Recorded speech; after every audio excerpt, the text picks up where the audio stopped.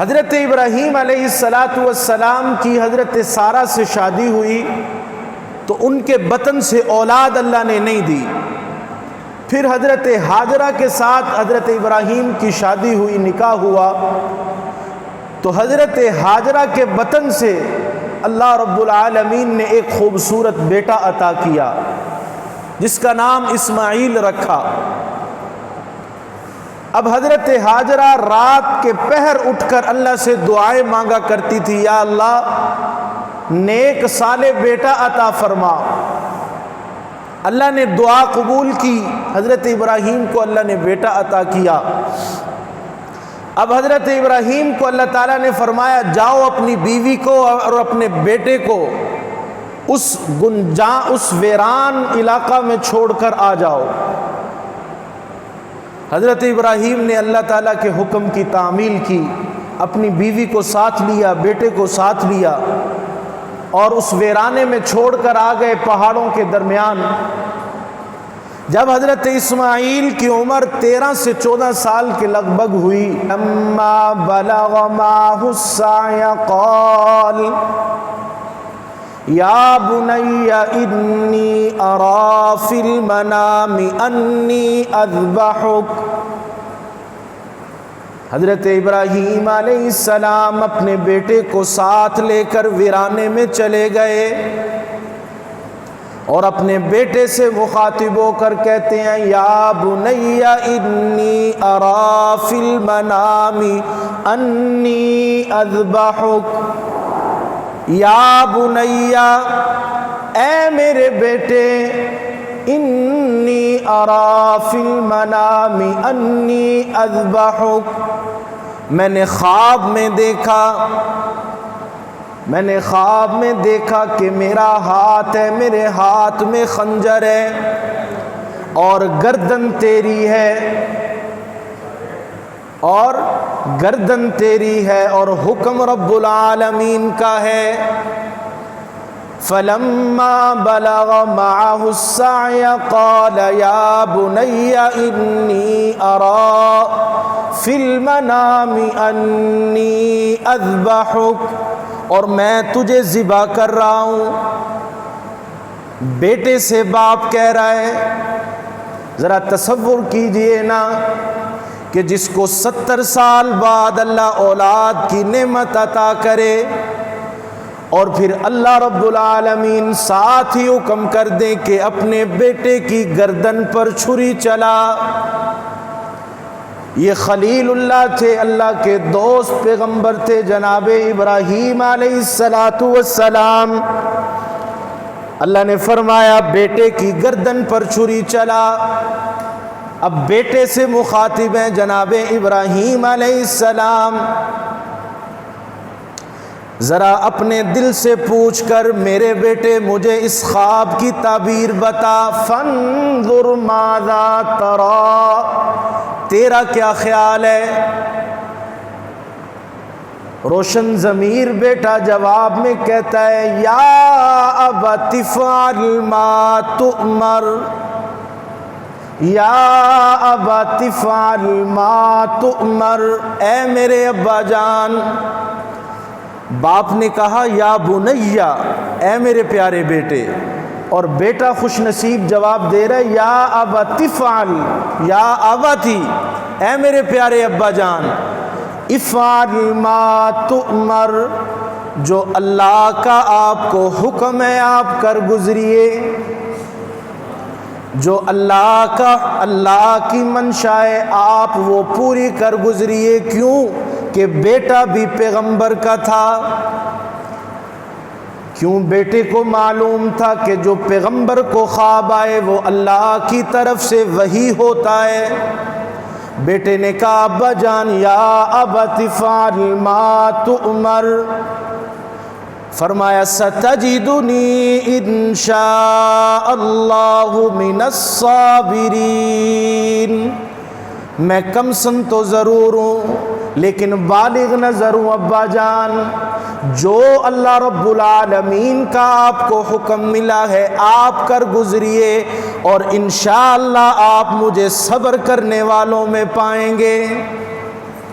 عزم پختہ، ارادہ پختہ صحیح، لیکن پھر بھی اسماعیل کے آداب کو دیکھیے، وہ پھر فرما رہے ہیں ستجدنی انشاء اللہ، انشاء اللہ من الصابرین۔ آپ کی چاہت کے باوجود، میرے عزم کے باوجود کامیابی اس وقت تک نہیں ملے گی جب تک اللہ کا لطف و کرم شامل حال نہیں ہوگا۔ اب یہ بیٹا جواب دے رہا ہے اپنے باپ کو کہ کامیابی ہمیں بابا اس وقت تک نہیں ملے گی جب تک اللہ کا لطف و کرم شامل نہیں ہوگا۔ ستجدنی انشاء اللہ من الصابرین، اور آپ مجھے صبر کرنے والوں میں سے پائیں گے۔ قرآن آگے فرما رہے ہیں فلما اسلما وتلہ للجبین۔ اللہ کا قرآن کہتا ہے جب دونوں تیار ہو گئے، ابراہیم خنجر چلانے کے لیے، اسماعیل گردن کٹوانے کے لیے، باپ گردن کاٹنے کے لیے، بیٹا گردن کٹوانے کے لیے، اسماعیل نے اپنے آپ کو سپرد خدا کر دیا۔ جب جناب خلیل نے خنجر چلایا، رب العالمین نے فرمایا وَنَادَيْنَاهُ أَن يَا إِبْرَاهِيمُ قَدْ صَدَّقْتَ الرُّؤْيَا إِنَّا كَذَلِكَ نَجْزِي الْمُحْسِنِينَ۔ قرآن سن کر تو سبحان اللہ کہہ دو، بلند آواز سے کہہ دیجئے سبحان اللہ۔ فرمایا رب العالمین نے وَفَدَيْنَاهُ بِذِبْحٍ عَظِيمٍ، اور پھر ہم نے اسماعیل کی گردن نہیں کٹنے دی۔ اب اسماعیل بیٹا ہے اور باپ گردن پر چھری چلا رہا ہے۔ بیٹا باپ سے کہتا ہے ابا جان کہیں میری محبت آپ کے آڑے نہ آ جائے، کہیں میری محبت آپ کی آنکھوں میں نہ آ جائے، میرا مشورہ ہے مجھے الٹا لٹا دیجئے اور آپ اپنی آنکھوں پر پٹی باندھ لیجئے اور پھر مجھے ذبح کیجئے۔ رب العالمین نے فرمایا اس بیٹے کی اس ادا پر فرشتے بھی آسمان کے رشک کر رہے تھے۔ جب یہ معاملہ دنیا میں پہلی بار کسی باپ نے اپنے بیٹے کی گردن پر چھری چلائی ہے، فرشتے بھی اللہ سے کہہ رہے تھے انسان کو کیوں پیدا کر رہے ہو، یہ تو جنگ کریں گے، آپس میں قتل و قتال کریں گے۔ رب العالمین نے فرمایا جو میں جانتا ہوں فرشتوں تم نہیں جانتے، یہ میرے بندے میرے حکم پر اپنے بیٹوں کی گردنوں پر چھری چلا دیں گے، یہ میں جانتا ہوں تم نہیں جانتے، میرے حکم پر۔ قربانی کی اصل روح میرے دوستو یہی ہے کہ جب اللہ کا حکم آ جائے پھر اپنی انسان قیمتی سے قیمتی چیز بھی اللہ کے راستہ میں قربان کر دے۔ بیٹے کی گردن پر چھری چل رہی ہے، اللہ فرما رہے ہیں وَفَدَيْنَاهُ بِذِبْحٍ عَظِيمٍ، اور پھر ہم نے اسماعیل کی گردن پر چھری نہیں چلنے دی۔ اور آگے فرمایا وَنَادَيْنَاهُ أَن يَا إِبْرَاهِيمُ قَدْ صَدَّقْتَ الرُّؤْيَا۔ رب العالمین نے فرمایا ابراہیم تو کامیاب ہو گیا، تو کامران ہو گیا، تو نے اپنا خواب سچا کر دکھایا، تو نے اپنا خواب سچا کر دکھایا اور اپنے عشق کی تو نے تکمیل کر دی۔ یہ منزل عشق پر کھڑے تھے حضرت ابراہیم اور حضرت اسماعیل، منزل عشق کی تو نے تکمیل کر دی، خواب تو نے پورا کر دکھایا ابراہیم۔ پھر فرمایا قد صدقت الرؤیا، اے ابراہیم تو نے اپنا خواب سچا کر دکھایا۔ پھر فرمایا انا کذالک نجزی المحسنین۔ جب گرم گرم خون ابراہیم کے ہاتھوں پر پڑا، آنکھوں پر ابراہیم کے پٹی تھی، ابراہیم خوش ہو گئے کہ بیٹے کی گردن پر چھری چل گئی، رب العالمین کا حکم پورا ہو گیا، میں کامیاب ہو گیا۔ جب گرم گرم خون ہاتھوں پر پڑا تو بیٹے کی گردن پر چھری چلی، یوں سمجھے حضرت ابراہیم۔ اللہ نے فرمایا وَفَدَيْنَاهُ بِذِبْحٍ عَظِيمٍ، ہم نے جانور کو ذبح کروا دیا، اسماعیل کو بچوا لیا، جانور ذبح ہو گیا۔ جب گرم گرم خون ہاتھوں پر پڑا تو آنکھوں سے پٹی اتاری تو منظر عجیب ہے، اسماعیل بیٹا سامنے کھڑا ہے اور جانور ذبح ہوا پڑا ہے۔ اللہ فرماتے ہیں اِنَّا كَذَلِكَ نَجْزِي الْمُحْسِنِينَ، ہم وفاؤں کا بدلہ وفاؤں سے دیا کرتے ہیں، ہم احسان کا بدلہ احسان سے دیا کرتے ہیں۔ ابراہیم تو نے وفاؤں کی حد کر دی اور ہم نے بھی وفا کی حد کر دی۔ اللہ نے قرآن میں فرمایا ملت ابیکم ابراہیم ہوا سماکم المسلمین۔ حضرت ابراہیم حیران ہو گئے کہ یہ کیا ماجرا ہو گیا۔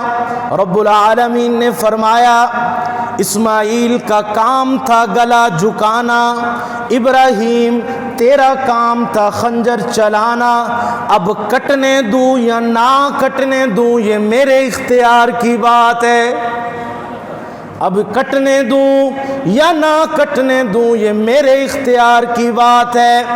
تم دونوں چاہتے تھے گلا کٹ جائے لیکن میرا فیصلہ تھا گلا نہیں کٹنے دینا، اس سے تو ہم نے کام لینے ہیں، اسی کی نسل سے ہم نے اپنے محبوب کو پیدا کرنا ہے، اس سے تو ہم نے کام لینے ہیں اسماعیل سے، ایسے تھوڑی کٹنے دیتے۔ ابراہیم زور سے چلا رہے ہیں اور زور لگا رہے ہیں گردن کٹ جائے، لیکن اللہ فرماتے ہیں یہ چھری بھی میرے حکم کی محتاج ہے۔ آگ کا کام جلانا ہے لیکن جب آگ کو حکم ربی آ جائے تو آگ بھی نہیں جلا سکتی۔ چھری کا کام کاٹنا میرے دوستو، جب چھری کو حکم ربی آ جائے تو پھر چھری بھی نہیں کاٹ سکتی۔ کس پر، ہر چیز پر کس کا اختیار چلتا ہے؟ بلند آواز سے کہہ دیجئے، ہر چیز پر کس کا اختیار چلتا ہے؟ موت و حیات کا مالک کون؟ عزت و ذلت کا مالک کون؟ بیٹے اور بیٹیاں دینے والا کون؟ جان بچانے والا کون؟ پیغمبروں کو حکم کرنے والا کون؟ پیغمبر بھی جس کی تابعداری کرے وہ کون؟ اللہ رب العالمین کے حکم سے بیٹے کی گردن پر چھری چلائی حضرت ابراہیم نے۔ اللہ نے فرمایا قد صدقت الرؤیا انا کذالک نجزی المحسنین۔ محبت سے کہہ دیجئے سبحان اللہ۔ اور ہم نے کسی نے پوچھا نا آپ اللہ کے دوست کیسے بن گئے تو فرمانے لگے وَضَبْتُ نَفْسِي لِلنِّيرَانِ مَالِي لِلزَّيْفَانِ قَلْبِي لِلرَّحْمَانِ آنا خلیل الرحمن۔ مجھے اللہ نے کہا مال پیش کر، میں نے مہمانوں پر خرچ کیا۔ اللہ نے کہا جان پیش کر، میں نے آگ کے انگاروں، آگ کے چخے میں چھلانگ لگا دی۔ اللہ نے کہا اولاد پیش کر، میں نے بیٹے کی گردن پر چھری چلا دی۔ اللہ نے کہا وطن پیش کر، میں نے اپنا آبائی گاؤں چھوڑ کر، آبائی علاقہ چھوڑ کر ہجرت کر لی۔